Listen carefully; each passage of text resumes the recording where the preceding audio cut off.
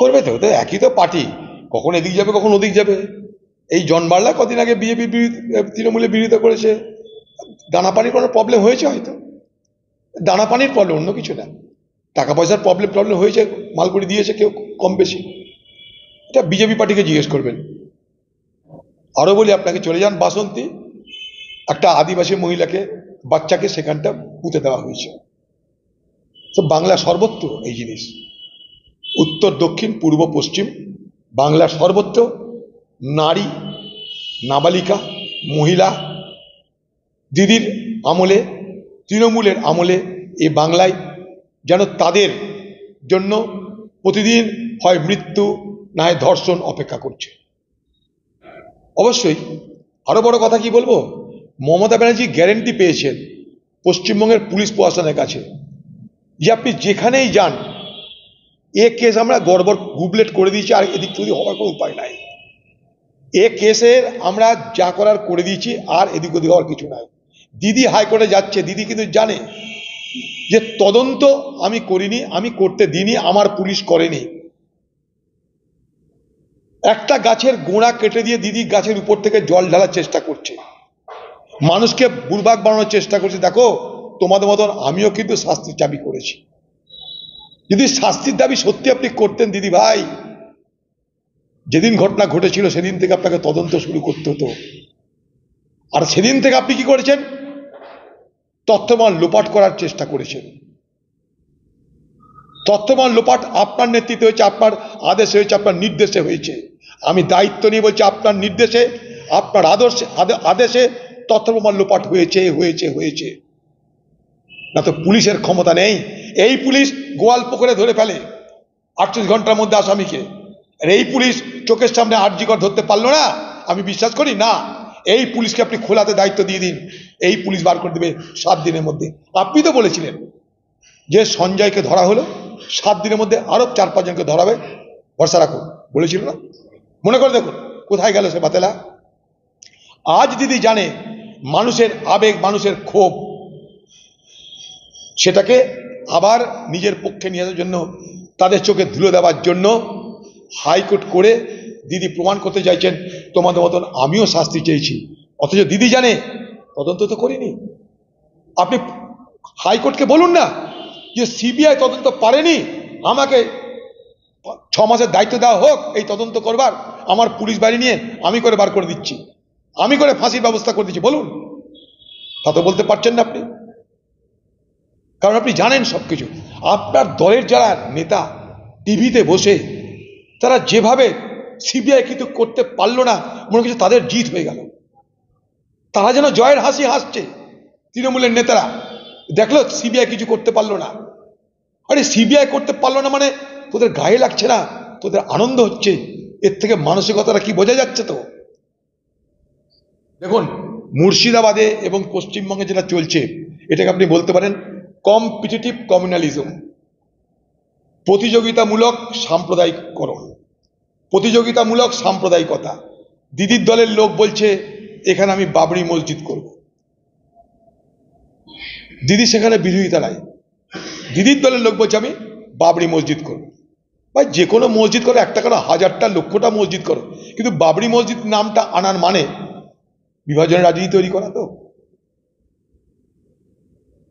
দ্বিতীয় কথা, তাকে নকল করে রাম মন্দিরের গল্প শুরু হয়ে গেল, হিন্দুদেরকে এক করতে হবে। যেখানে রাম মন্দির নির্মাণ হলো, রাম মন্দির নির্মাণ করে যেখানকার মানুষকে ভাবলো সব হিন্দুকে এক করে দিলাম, সেই অযোধ্যাতে কিন্তু বিজেপি হেরেছে। অতএব ভারতবর্ষের মানুষ মন্দিরে মসজিদে সারা জীবন বিভাজিত হয়ে থাকবে, এটা ভাবার কোনো কারণ নাই।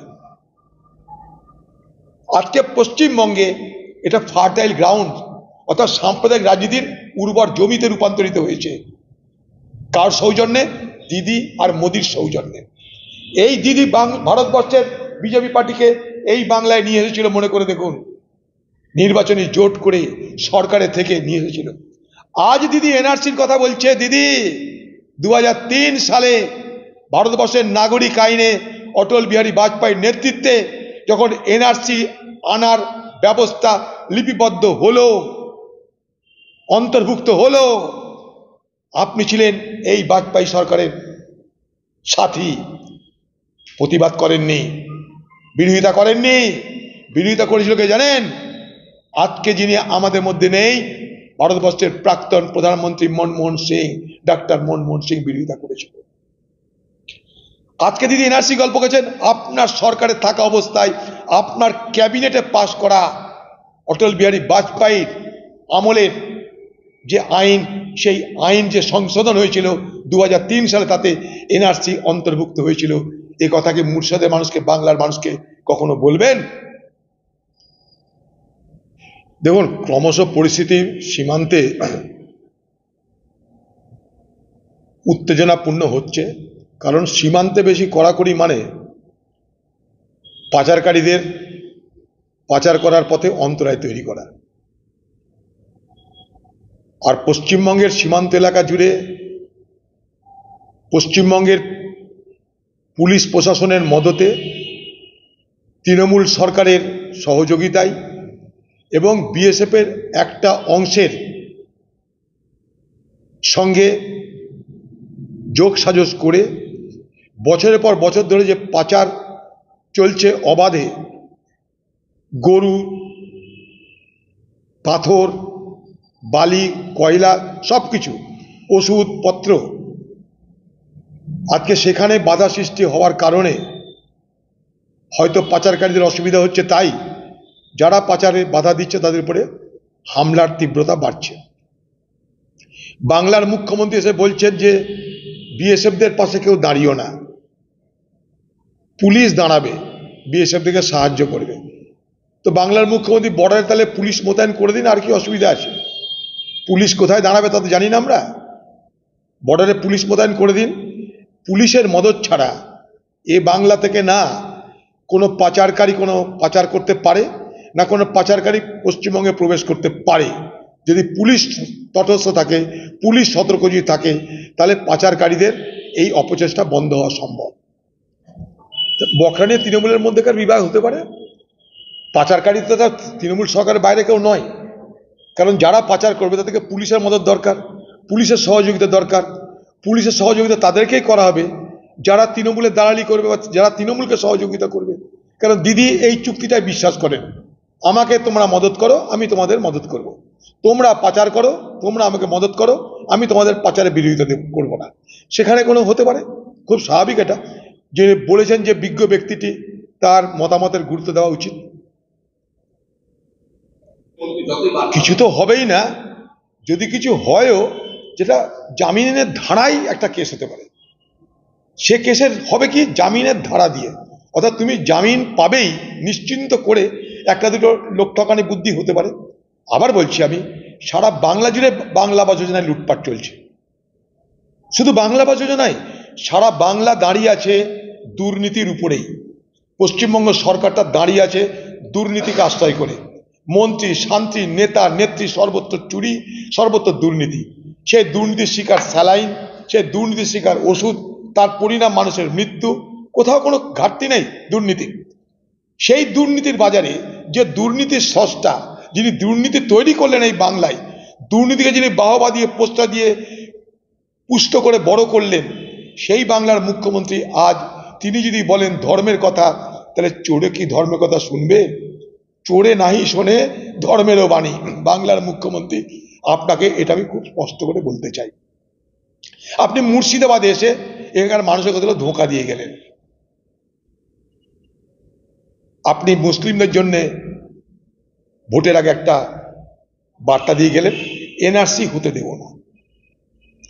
আপনি কিন্তু মেদিনীপুরে গিয়ে বলবেন পুরীর মন্দির করে দিলাম, যেখানে যেটা চলে, দিদি এটা জানে।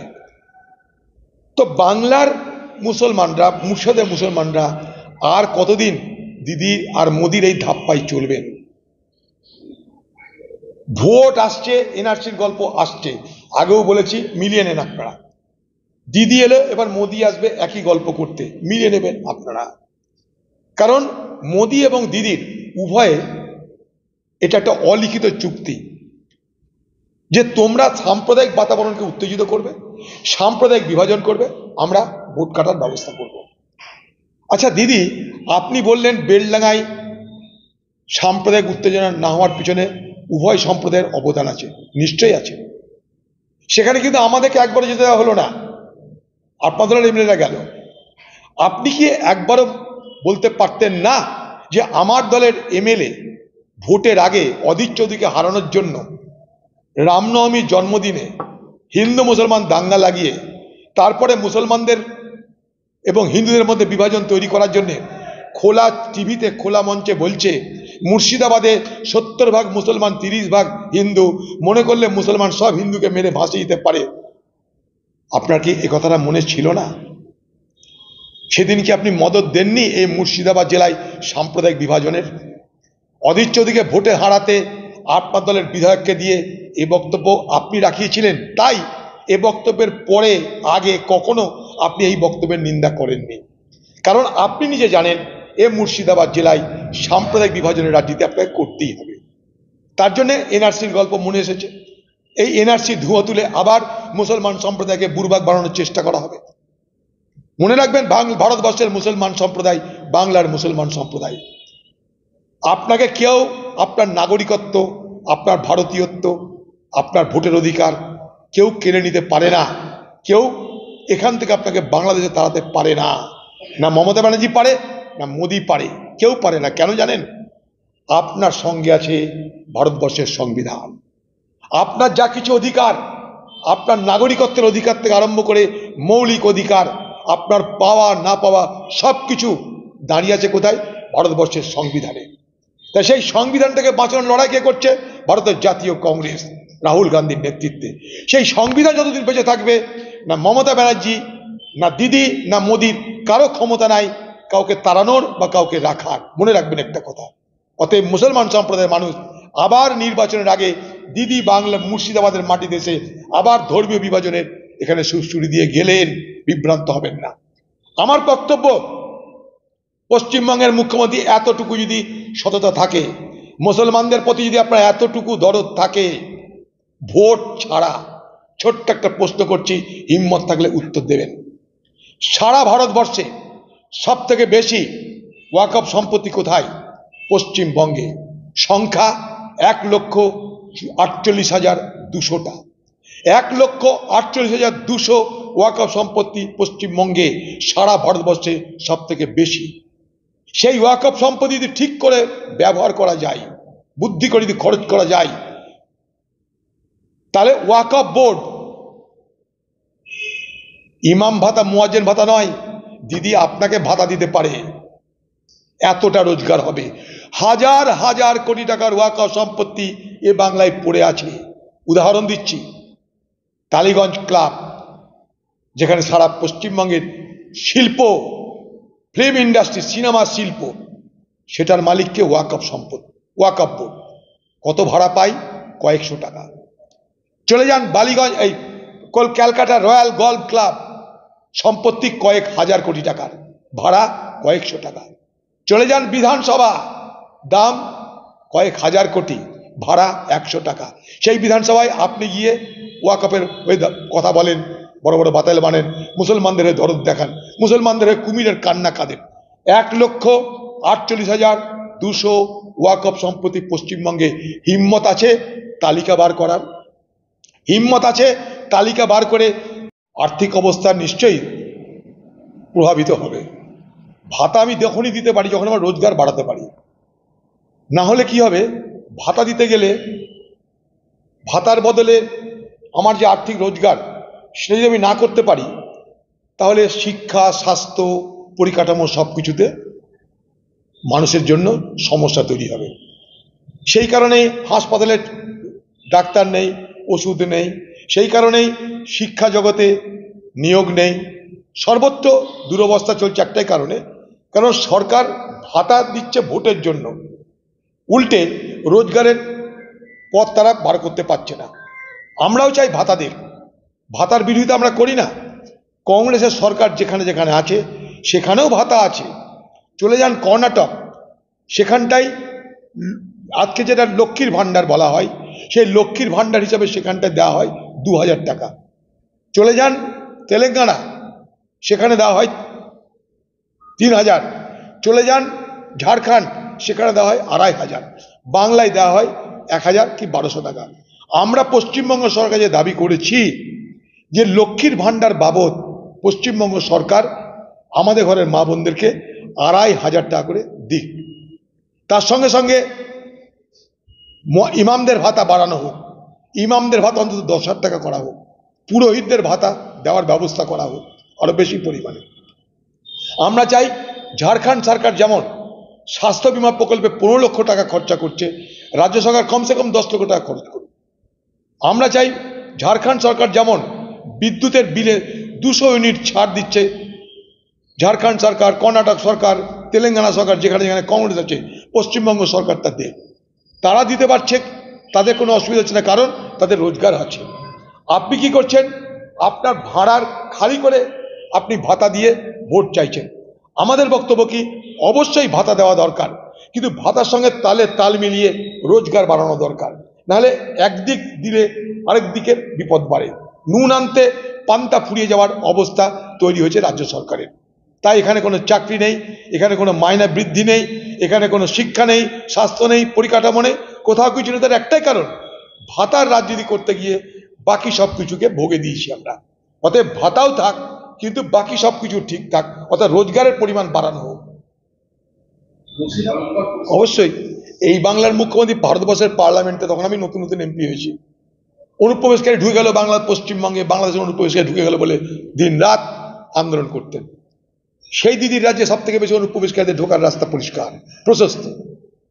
এখানে পুলিশ প্রশাসনের মদত ছাড়া সম্ভব? পুলিশের ব্যর্থতা ছাড়া সম্ভব? আইন শৃঙ্খলার ব্যর্থতা ছাড়া এটা কি সম্ভব? দিদি আজকে বিএসএফ করছেন, আপনার পুলিশ কি করছে? আপনার ডিআইবি কি করছে? ডিআইবির ক্লিয়ারেন্স ছাড়া কারো পাসপোর্ট হয়? বলুন, সেই ডিআইবি ক্লিয়ারেন্স পাচ্ছে কি করে? জাল নদী তৈরি করছে কারা? চোখের সামনে জাল নদী তৈরি হচ্ছে কি করে? কোন দিন মমতা ব্যানার্জি আরেকটা মমতা ব্যানার্জি না হয়ে যায় মুখ্যমন্ত্রী, সাবধান। দেখুন, এখানে প্রমোটার রাজ চলছে, প্ল্যান পাস করাতে পয়সা লাগে, বাকি কিছু লাগে না। যেখানটায় যে মাটি যেমন, সেখানে তত গাঁথনি করার দরকার। সেই প্ল্যান যারা পাস করে তারা সেখানে পয়সাকে প্ল্যান পাস করিয়ে দেয়। ফলে যে মাটিতে যতটা ওজন ধরানো দরকার তার থেকে বেশি ওজনের ঘর বাড়ি হচ্ছে, সর্বত্র হচ্ছে, আমাদের বহরমপুর শহরেও হচ্ছে। তার পরিণাম এগুলো ভেঙে পড়ছে, তার পরিণাম এগুলো হেলে পড়ছে, আগামী দিন আরো হবে। কারণ প্ল্যান যারা পাস করছে, পৌর কর্তৃপক্ষ, মিউনিসিপাল কর্তৃপক্ষ, সেখানে বসেছে চোররা। পয়সা ফেকো তামাশা দেখো স্লোগান তাদের। এই বহরমপুর শহরে অলিতে গলিতে যেখানে ফায়ার ব্রিগেড ঢুকবে না, সেখানে 5 তলা 6 তলা বাড়ি কি করে হয় বলুন? কোন আইনে হয়? পয়সা ফেকো তামাশা দেখো। কলকাতাতেও তাই, পয়সা ফেকো তামাশা দেখো। মানুষ মর, আজ নয় দুদিন পরে মরবে, ততক্ষণ তো কামিয়ে তুলি আমি। এই গল্প মানে মুসলমানদের দরদ দেখান, মুসলমানদের কুমিরের কান্না কাঁদেন। 1,48,200 ওয়াকফ সম্পত্তি পশ্চিমবঙ্গে। হিম্মত আছে তালিকা বার করার? হিম্মত আছে তালিকা বার করে তার মূল্য কত নির্ধারণ করার? হিম্মত আছে আপনার জমানায় কত ওয়াকফ সম্পত্তি বেহাত হয়েছে, দখল হয়েছে, তা মানুষের কাছে প্রকাশ করবার হিম্মত আছে বাংলার মুখ্যমন্ত্রী মমতা ব্যানার্জি? মুসলমান মানে আপনার কাছে ভোটের অস্ত্র। মুসলমানকে আপনি সম্মান দেননি, মর্যাদা দেননি, অধিকার দেননি। তাই তাই মুর্শিদাবাদে, তাই তাই এতে মানে জঙ্গিপুরে আমরা ইউনিভার্সিটি পাই না। আলিগড় মুসলিম ইউনিভার্সিটির ক্যাম্পাস আমি প্রণববাবুকে অনুরোধ করে নিয়ে এসেছিলাম, চালু করতে পেরেছেন না। মুর্শিদাবাদে 1 কোটির উপরে মানুষ বাস করে, ইউনিভার্সিটি আছে? নাই। ভাবতাই মানুষ জমি দিতে চাইছে কলেজ করার জন্য, দেননি। মাদ্রাসায় শিক্ষক নিয়োগ হয় না, নিয়োগের দুর্নীতি। 10,000 মাদ্রাসা করে বলেছেন, করেননি। এই মুর্শিদাবাদ থেকে কয়েক লক্ষ পরিযায়ী শ্রমিক তারা বাইরের রাজ্যে আছে। এখানে যদি কোনো ব্যবস্থা করতেন, একটা যদি শিল্প করে দিতেন, তাহলে তারা ঘর বাড়ি ছেড়ে বাইরের রাজ্যে পড়ে থাকতো না। তারা আরব দুনিয়া গিয়ে মৃত্যুর শিকার হতো না, জেলখানায় বন্দি থাকতে হতো না। কুমিরের কান্না কাঁদে বাংলার মুখ্যমন্ত্রী মুসলমানদের জন্য ঠিক ভোটের আগে। দেন ওয়াকফ সম্পত্তি হিসাব দেন, ক্ষমতা থাকলে দিন। ইমাম ভাতা বাড়ান, মুয়াজ্জিন ভাতা বাড়ান, লক্ষ্মীর ভান্ডারের 2500 টাকা দিন। 1200 টাকা দিয়ে একবার ভেবে দেখেছেন বাজার জিনিসপত্রের দাম আগুন, 1200 টাকায় কি হয়? টাকা বাড়ান। তার জন্য আমরা আন্দোলনে নামছি, আমরা আন্দোলন করব। বেকার ভাতা চাই আমরা পশ্চিমবঙ্গে, শিল্প চাই আমরা পশ্চিমবঙ্গে। কোথায় কোথায় শিল্প, কোথায় শিক্ষা, কোথায় স্বাস্থ্য? খালি ভোট আসবে, বিভাজনের রাজনীতি শুরু হয়ে যাবে, আর মানুষকে বারবার ভোটের সময় বিভাজনের রাজনীতির শিকার হতে হয়। আরে অধীর চৌধুরী হারতে পারে, কোনো ব্যাপার না। সাম্প্রদায়িক বিভাজনে আমি হারতে পারি, কিন্তু সমাজ যেন বিভাজিত না হয়। আমি হেরেছি, কিন্তু উভয় সম্প্রদায়ের মানুষের কাছে আবেদন করব যেন সমাজ আমাদের বিভাজিত না হয়। আমি একবার না 100 বার হারতে পারি, সমাজ যেন বিভাজিত না হয় ধর্মীয় সমীকরণের মাধ্যমে।